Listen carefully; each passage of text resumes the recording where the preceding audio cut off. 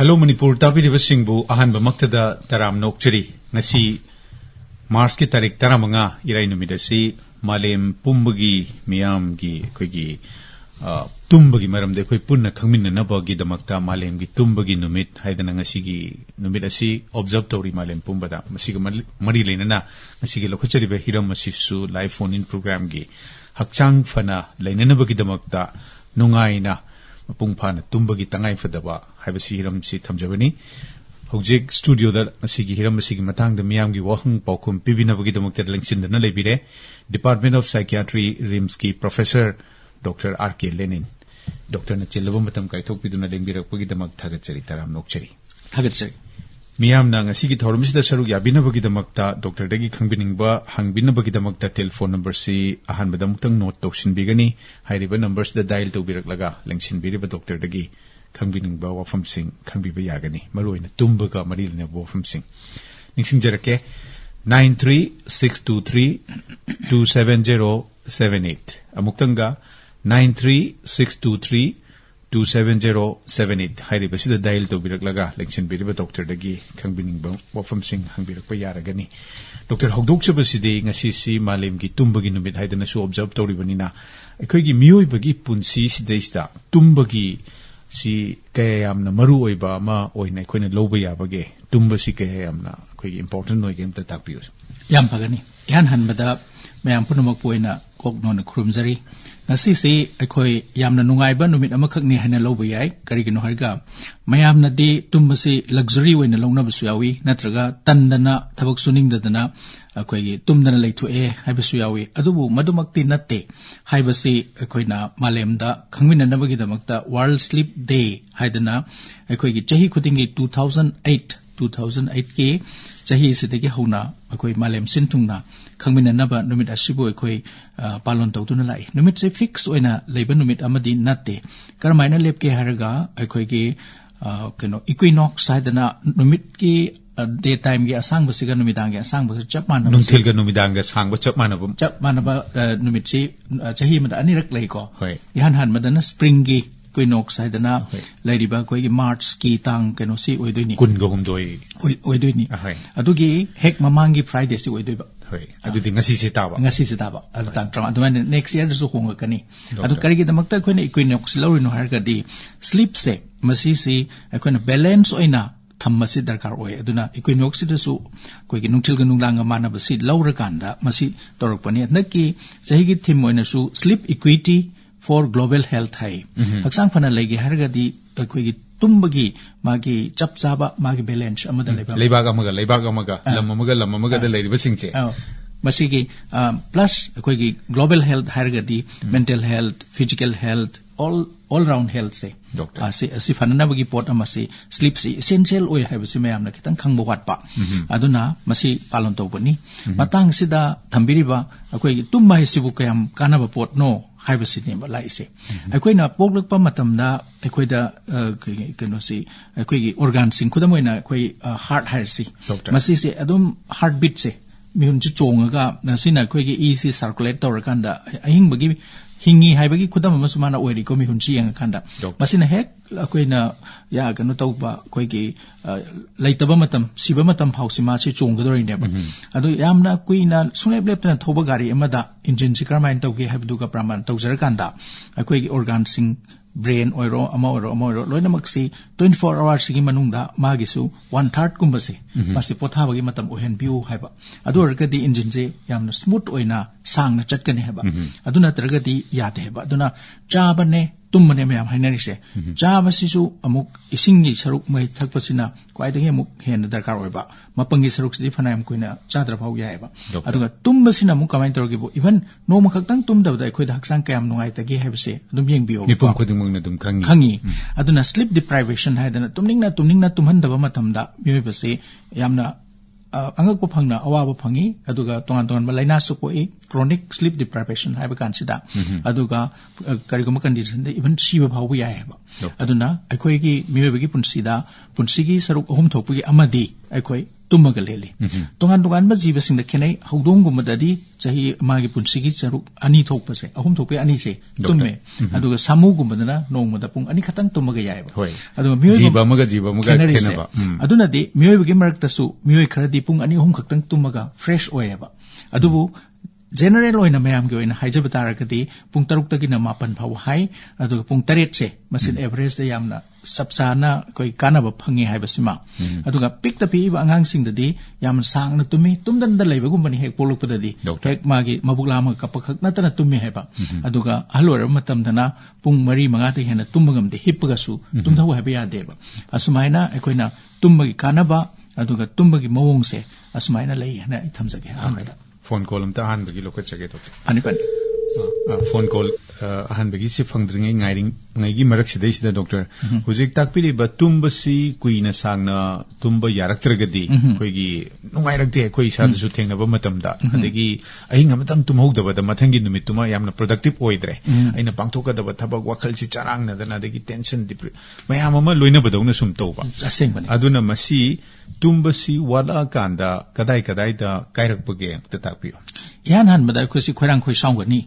sakthagani aduga karigma thabam ta thambikri do concentration ga moi sounding gani ko adu yaring khai aisi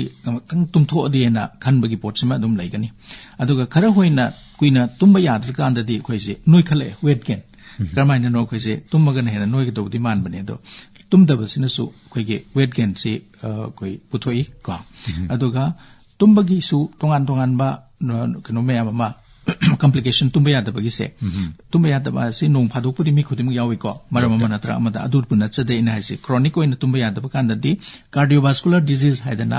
heart ta tainarakpa natraga bp wang base commonly masida su chana de ma se aduga khoi gi immune system handharai aduga hormone gi pot sing se chu loina kaire eba aduna maroi ba pot mayam si loina kaire aduga karigumba study amakhakta khoi gi tumba phasana changnaina tumba nungaina tumba ko asika group amaga tumba da nuyom kaiba tumba phasana tumda ba kangbo ma yengna matamda heart fail oibe chang se 20% he leba tumda bana mase heart ta su yam phasana amang ba piba aduna hana khoi gi kanwa leiraba hana da yauna khoi gi hakchang gi oiba ana ba leiraba kangbu da di tumdragadi amohen henjin ga dori na harba ko aduga tumba si yadaba si khoi kaya yamna paksana khoi gi populations de leibage have si so hapet khangbu nungai ba pot namani ko tongan ba study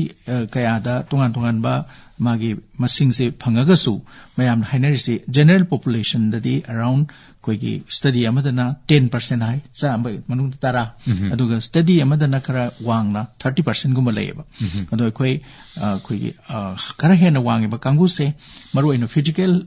kano illness leiba ma natraga mental illness leiba ma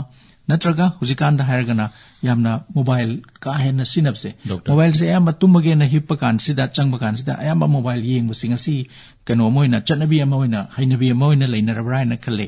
aduna mapan da sanga sutra ma thoide tumba gumba masi potsima yam lakpa aduna akoi tumbagi matam se akoi kano tawre akoi gi matam pungsing da natana karam kan da tumge hai si su yam maroi hello Hangabukso ang mapaduan dagi laisam hemanta. Takpiyo, hemanta takpiyo. Nasigi thambiri bu topic sida nasi si ko gi tumbagi ni thano ko tamono so of dam nena taktigre do aina hangdini bu question nangsin bili ba expert gi khandi ni muna sa ko gi mapungfana tumba haiba sida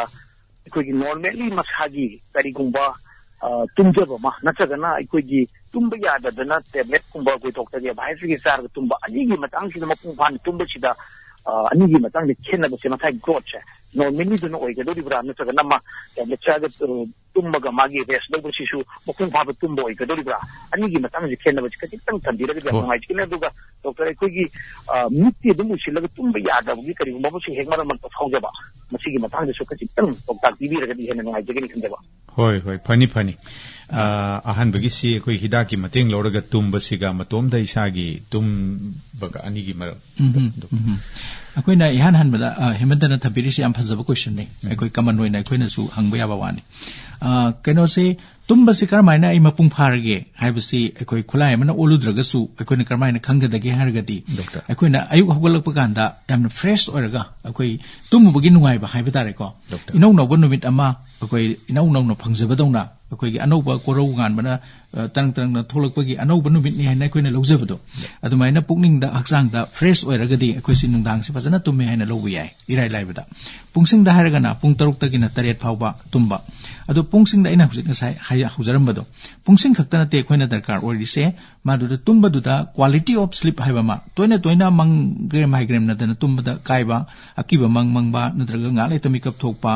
adu tumurga su nonga laga waraga dum leramba fresh oiramdaba sina koi tumba gi quality si wale harineba aduna koina pamisi quantity and quality haibadi pungsing su supa aduga nuaina su tumba sineba koi dak sang dem kanarise aduga amarom da mu barogi mamangda ahingi mamangda tumba siga matungda tumba siga nungdang da tummaga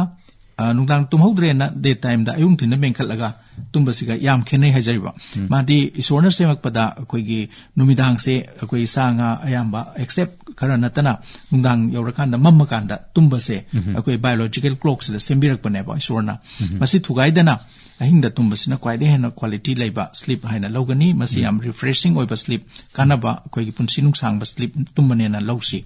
adunga sai thambiki ba guli charaga namfuda tumhan masiga masa matomdana tumza basiga karamane henge hebaneba ado masa matomda tumza bisina di masana hen batabani adu sungtum tumdana laina amana natraga maram amana sungtum tumdana leibagi awaba aina sai panjaki ba heart ki oiba adagi kidney gi brain gi orsu wakhal laina gi orsu mayam se poglakadabagi mahutta aikoina artificial oina akoigi tumbagi structure se tumba natural sleep siga hyper chanaba yaba hidak si akhanga hina semaga ko ado tumbagi su structure am leba REM sleep non REM sleep kind lei haiba ko ado kupna sacharudraga su madugi do hyper manaba mongda hidak sing se saraga pibani sungtum tumda badagi di hidak charaga tumna phai aduga hidak charaga tumba dagi di matomda nungaina natural sleep na hena phai han konjal adagi akongi wafum dona mitti ushalaga tumbadi yadaba masi am toina mayamna hainaba masi su tumba quality tumba kaudre asde aina su hegam nungai bam kha akoigi ahan singda yama thoi macha sing thang kanda akoigi baba se ima se pabung se phajana di tumi ko ba tumba di adom pung manga taruk tagi sanggib na ayu bawa adom leibani ne tumba haibasiga hip haibasiga ani sikani ayamana kano tawi akoi meteron wat panara masi synonymous oina exina badong tawi ado akoina khangjaningi di hip padu nate tumba hairga dinga saigi mit usalaga akoigi pangdharaga kaimta gyan men ta dana nuai na potha ki bedu koina tumba kawidana ado ngapsiki mitti pangthoga miti wisalaga tumda basidi tumba natte okay phone call am taga lokhachage hello phone call ngai boy na hujiki koina tasing tummi gi man atajere tapio sarai tugdeje kumpham makha de noreng da joni atike to pitiden ne nuai jabam ai ye kamai to get application na tem sai bri sagi sai bri humbu muti sujare ko da ahin tigi reason da marang da pagi ahin jimit mission da tem ya da ma tori masibu kamai to no laina kamai to no masibu kamandang na laing gidagi simpang hangan di no ajin ajin sa hoi khunpham dagi rajon hangbira isiga mari lena na doctor pumnu makki ekhoi khangmin na bugi damak tumba yatri bagi maram singsi kari nong da takpi pani akhoi tumba si am kam yadab si kaman oire ayamana thengnare haiba ma haigre adaita akhoi tumba gi yadabagi makhal si ani thokna chawrang khaiduk pe ai amana maram sunglei he leitana tumba yadaba kudamoina khoi gi ngarang si nuai taba thongdo ma thoe duda khoi tum ya de ko adagi karigumba laina ama chikpana ba ya chikpa hairsi ya chikpa tum ya de ko adu sina secondary karigumba maram ma lerga tum ya taba adu ri mai maram du lok thopi ki kan tum ya ra kan hairiba sumba secondary insomnia primary haisina maram se sungang khang do kari ki no in tum ya de se maram su irei leitaba ko adu han bagi group si ne khara khoi kano tawse approach kene hajari bala yeng budak ko aduga tumba ya dabagi maram hairgadi secondary mayam se asi thamjarak pakanda physical oibe yai psychological oibe yai aduga khoi gi environment to magi tumpham do aduna oibe yai aduga kanona so be yai ba koi ge habit na so be yai ba ai ge isa ge habit na physical haijara ga nga sai ina idai life da haijagre ko cancer pain oi be yai ya chik pagi oi be yai khudam arai be da haijabani aduga koi ge psychological da na koi ge depression na ba ai dai na tumya de sina ihana na complain tau doin ma se adagi psychosis na ba bipolar affective oina koi ge pungni wakal ge na ba myam lai de adi even icham cham na anxiety pakat pagi tukat pagi si bau te yadrib ne ko adagi mok koi nga sai ge environment na tumbam ka si yam no ai ta ba se nga si ai gi marup amagi na traga relative mayum chap kan da moi gi ka do haina da dan tumya dab se mayam thengna birang bani yam thengni adagi saman ba ingman ma ngan man ba maman ba adagi phamung nungai ta ba asin mayam si oi bi ai adu habit ta haraga na sai thamjabado koi thengna tumagi habit lai ki ba na say for example angang sing Delhi da Bangalore like tam se hala ga pung amada tumi ahum da tumi ko adu phone se si mamatang chana mu haina si phone da misuse of phone haigadra timing lan haigadra masina su tumba ya da bagi kwai chaw maram amadi oi ko aduga makhasum chathajarapda phone ngai boina doctor masi ngasai miui bagi hakchang phana leiba ise WHO gi ngasai doctor nasu dum panbiri miui bagi si hakchang phana leiba habits this the physical adagi mental social spiritual haiba pot ko marisi yamna mapung oina leire masiga tumbasiga akoigi hypet mari leina ba wafam ma oina koina neina ba yabra doctor yai koina pamisi WHO na thambiri basi akoigi kano si overall health sineba akoina mi amabu hakchang phai haige hargadi luna tongna saba hakchang sikhakta koi faraga madu hakchang phaba haina kaudeba ko aduga akoigi psychologically mana khaliba wakhan mana magi wakal da fauri awanwai ge pot si balance ta leibra haibasima doctor adogi mok kano se koi ge social health kunais da ma phajana adjust taw ngamra even spiritual health pawla ai hojikti haibda ai kana no ai na hingi sikari gi no aina karamaina lalem se thado chatkini haibagi podcast si khangagadi ikon holistic health se masini WHO na hojik focus tawri se anu tumba sina physical health asu psychological health asu social health asu loina makta tumba haibase phajana tumba ngasai gi mapung phana tumba na haibi ki ko mapung phana tumba haibasida nungai na tumba haibase manung challe na ithamjage na hai aduga doctor hujiki doctor ngasai takpire sinpham no oibe ai natragana sum magi habit amo ina hainabi amo ina numidang si lairik thengna papani khangde TV thengna pung ama ni bau yengaga degi hayeng ayuk hogalaga ayuk pung taruk te tunggibduna nungdin gi pung 12 ama babu tummaga tumbagi sangdi ngasai gi pung 3 9 du de dum tumiba sai sidai sida akhoi gi tumbagi kanabado tasengna hakchang sida phangibra aduga magi cycle si thugaiba matamda koida kari amahang balai bagi tapi mayam na kaman noina thajanari si ai nungtang tumhaudre ai langa kanu ko ai nungtin tumage ko haina tummi ko hena mu sangna tumbu sawi pung 3 tagi adubu kanate habdi nate adu khwaidi hena kanabadi matam chana numidang da isorna pirak ko matam da tumbuduna khwaidi hena kanai hajabagi wani aduga compensate tawnna bai damukta tumbudu su dum phai aduna sungtum tum da badagidi adum other time nungdang nataba tamda tumba sisu adumak phaye ba ko aduga khwaide hena phaba ideal obidi nungdang da matam san tumba sini phone call am te lokho chege doctor hello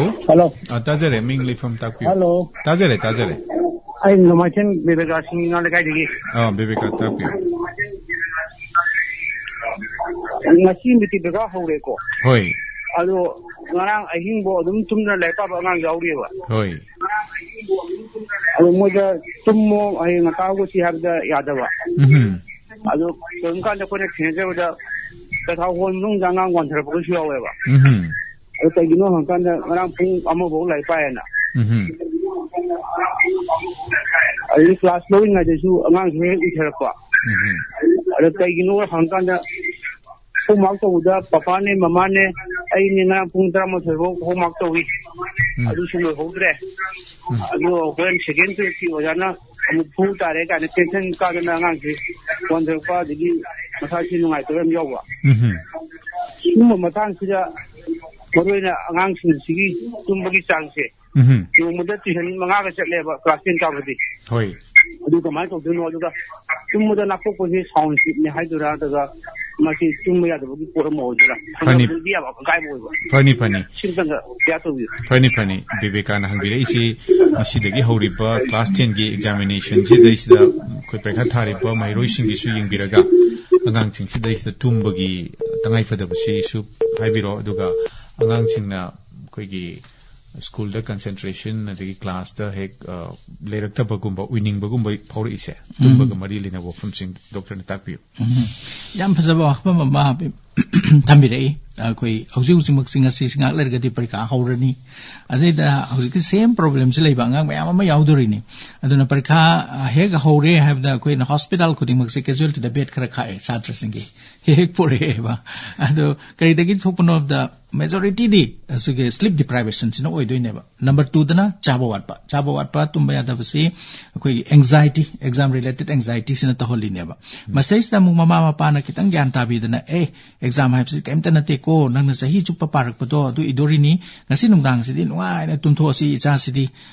haidana ma keno ma chamin raga nuai na purisik pi dana nan thabi dana tumhan ga daba matam sida moi na hena pakat ki dana manak ta sangjal laga humai humaga para se ahing matung go pa di harau re moi se ko adi hayang si dhakat na idoram ne na aduga di casualty yaudorim ne ba ko aduna masdista akoina soiri si tumba yadaba sida khwaidai maru oiri si concentration ne memory ne cognitive function hai na koina higher mental function gi pot se loina manghale ba tumba sina restore tok toine ba tumba sina muk koigi hariba pots hena sinaru pot se muk renew toraga fresh oil sina ga daba pot se akoina matam sadana kanna tumdana tabak si tawru kanda madu counter productive oi haitare kana bagi mahutta manghalle aduna masina chronic sleep deprivation da di hauji hainarisi akoi gi ningsing bagi sakti adagi akoi gi kanosi manghallaga akoi gi higher mental function gi kanosi decline tor akanda dementia phawbada mana helale hairiba findings e ko adurga di pikli bangang sing sida magi tumham thokpa sang sidi soidan tuman bigadamni aduna maroina parkha hayeng ni harga di hana pothaba sang dagi hena pothagadamni hayeng di lan changbagumani natraga khoi achauba maroiba thaba ama tawdorimni na prepare tawba matamda kolom ahan malaiba ade admit card fazana thamada natana aigi khwaide na sing na duriba brain se kara pothadraga di ko adu hayeng pot me am si leraga su brain sina wak to yaraktraga di chaloi dorimne ba kaim phok ko aduna khwai maroiba organ oiriba brain se ningsing mangam nanwagi pangal hengadan si aduga kano si parkhas da fazana flow nai na ihan gi hardi nungdang si angang si pung taruk tagina tare phok soidan tuman biu ngasi din na ngawdre mathang thopa paper da di hari basi soidan pangthopi na bai mungta parents punamakta guardian punamakta amadi mahiroi punamakta aina ningsing jari adaga mathangi snoring gi se akoi nakhok pase kangbu kharana mioi kharana nakho ise yam padana mapungfana nungai na tumjari mi haibasu yawi adu kana gumba kharana nakhoktana adum hogalak pada hakchang chitaga tek na yamna fresh hoina hogalak su yawi sigi matangda takbi family members sing da kwai dei nungai tab si na ba mi du gi khangdre ko nakhok pusni adu phamung ka hongdok khri hai ba hongdok pusu yaw nei ko khang amakta da ba aduga nakhoi ba mi sina na hodraga leminari ba mai spouse na ba jaw ba sleep deprivation je mangon do in tho over do tum su ya da doctor aduna snoring nakhok pa have si koi nungai na tumgi khudam nate masi tumbagi manungda tumbagi laina singi manungda ama chingani nakhok pa se apha nate ado kanna nakhok na tummi base hoi tumme haibagi indication di oi aduga maduna quality of sleep ta hengan badi nate ado masi khara hena noiba ngak khara tenba adagi long na hippa asingba position and some body structure da sulai aduga akoi naton fun ba mi da sukhra tawgali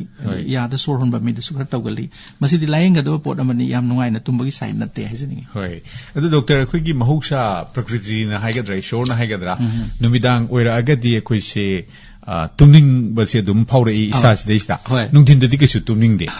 aduna sigi ngasai gi cycle duma tumning bagi cycle duma koina maintain tok jaraga di tumbagi se dum habit amaga form toraga